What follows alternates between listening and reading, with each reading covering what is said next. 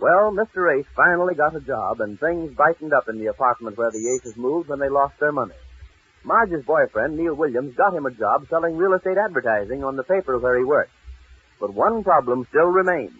Betty, Jane's 18-year-old niece who lives with the Aces.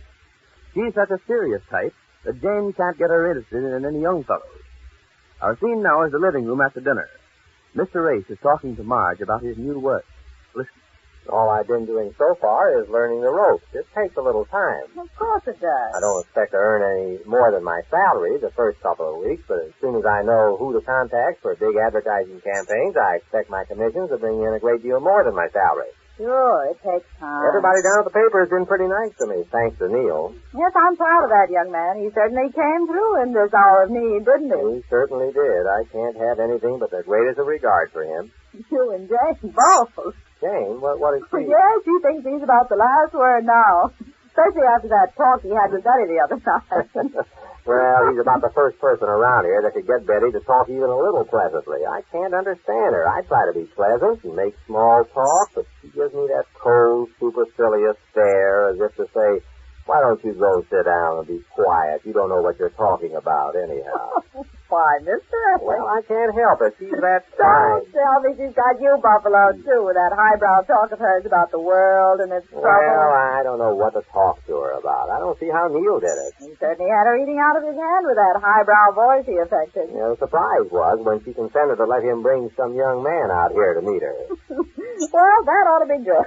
They should be here pretty soon. Who's he bringing, do you know? I don't know, but he promised to bring one out. Well, I give up. She's the most obsolete girl I ever met. I talk myself black and blue in the face, and I can't get the first place with her. I just give up. Good. Good? How can you say good? You, her uncle. Well, if he didn't pay so much attention to her. Pay attention to her. Yeah. After I promised my sister I'd try to find some fellas for her to go out with, my only sister's only child, my own flesh and bones, and you say I shouldn't pay any attention to her. Well, you Now, should. take it easy, Jane. What happened now? What happened? She sits there in her room reading with her nose in a book all night long, and a shiny nose, too. She won't do a thing about getting dressed nice to meet this fellow Neil's bringing out. So all I do is take a comb and try to fix her hair a little, so she won't look so much like a scared crow. And she says to me, "Go away, Aunt Jane, you bother me." Well, if you wouldn't... Well, I looked at her a ghost. Well, I said, is that all the thanks I guess for trying to pay for your hair so you won't look so terrible with those glasses that you wear all the time? And she says, I'm quite content with the way I look.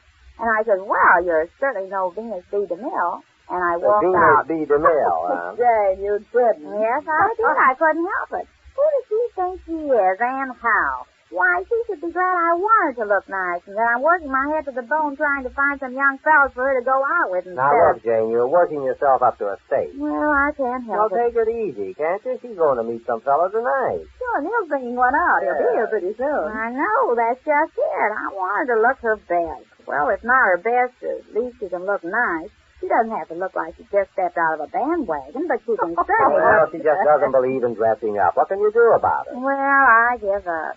I ought to tell her to just go hire a kite as far as I'm concerned. That's the idea. But I can't because she's my only sister's Oh, only... child, yes, I know. But why don't you wait till she meets this young man? If she likes him, she'll do all that herself. You won't have to coax her. Why work yourself up this way? Well, I like to coach her. I want Oh, her you to. do. Oh, now, Jane, I think you're making a mountain out of a molehill. Of course. Beg pardon? I mean, you're making a big fuss over nothing. There's nothing you can do if she's Over nothing. I suppose it's nothing. When I told her if she went out with this fellow tonight to a dance or something, she could wear my fur coat. You what? Yes, I did. I suppose that's nothing. I suppose that's making a mountain out of a moleskin. Out of a moleskin. Oh, you can laugh, Marge, because she isn't your only sister's only child. You don't understand. You haven't even got a sister, much less an only child. Oh, well, here they are now. Oh, they're here. Honestly, if you would only let me... Well, I sit guess I'd better let them in. Yes, sir, you let them in. I'll go see if I can do something but Betty. You stay right here. But, Marge, I better tell her that Plenty they of time for that. You stop worrying yourself about it. Hello, Ace. Hi, Neil. Hi, tonight. Come in, Nicky. Yeah, come in, young man. Thank you.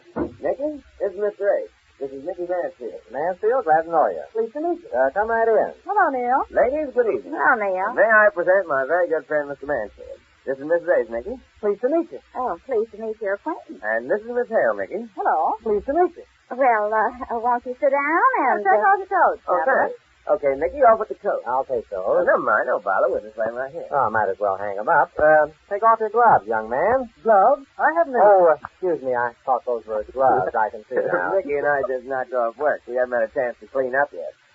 You'll have to pardon our appearance, eh? Oh, that's all right, if you'll pardon our appearance. Well, everybody here seems quite presentable. Yes, but somebody might not. I think I better go call Betty. Yeah, where's Betty? Well, I'll bring her right in. She's reading in her room. She's been reading so much, Mr. Master. You'll have to partner if she isn't presentable. Oh, that's okay by me. All right. Betty, they're here. Sit down, Mickey. Oh, thanks. Yeah, you work on the paper too, Mickey? Oh, yes, I've been on the paper about 6 years. Oh, 6 years. You must have started very young. Started when I was 12. Well, yeah, Mickey started out as a copy boy. Oh, and what do you do now? Copy boy. Oh, sort of work your way up. Mickey's learning fast. He could be making greater headway than he is if he didn't have so many outside interests.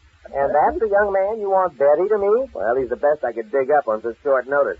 I told Mickey about Betty, and he said there was a dance tonight. It was hot stuff. Yes, and a $10 prize for the best couple. Neil Williams, what are you talking about? Me? I didn't say anything. That was Mickey. Mickey, did Neil tell you anything about Betty? No, not much. It's a blind date. A blind date? Yeah, but if Neil says she's okay, it's okay by me. No, it's okay by you, is it? Marge, I think we better let time handle that. Neil Williams, you don't actually think you're going to get Betty to go with this young man to a dance. Betcha.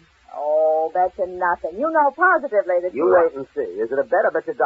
It's a bet you lose. Sure, it's a bet. Say, what about Betty? Is she as hard to get as all Well, that? I think you're wasting Come your... in, Betty. Oh, here she is. I finally found her. Betty, this is Mr. Well, hello, Betty. Hello, Neil. May I present my friend, Mr. Mansfield? This is Betty, I don't think I know your last name. Betty Taylor, Mr. Mansfield. Glad to meet you, Betty. How do you do, Mr. Mansfield? Well, sit down, everybody. Sit over here, Mr. Mansfield. Would you like a little something to eat, like a cup of coffee? No coffee. Betty, Mr. Mansfield was telling me just this evening that he's making a study of our so-called younger set. He's off again. Well, that's interesting. And what conclusions have you come to, Mr. Mansfield? Mickey is still working on it. His conclusions come later.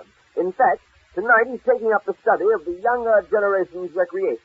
Their ideas on having a good time. Seems to me they're doing nothing but having a good time. Yeah, we always have a good time. Tonight, Mickey intends visiting one of their dance halls.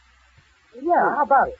I beg your pardon. How about it? It's getting kind of late. Would you like a glass of milk, Mickey? Nope, no milk. Mickey is anxious for you to come along with him and observe these young folks at close range. Me to one of those dances? I should say not. Well, Neil... No, thank you. Just the same, Mr. Mansfield. Well, Mr. Williams, I think that concludes our little transaction. Now, if you kindly come across... Wait a minute, Marge.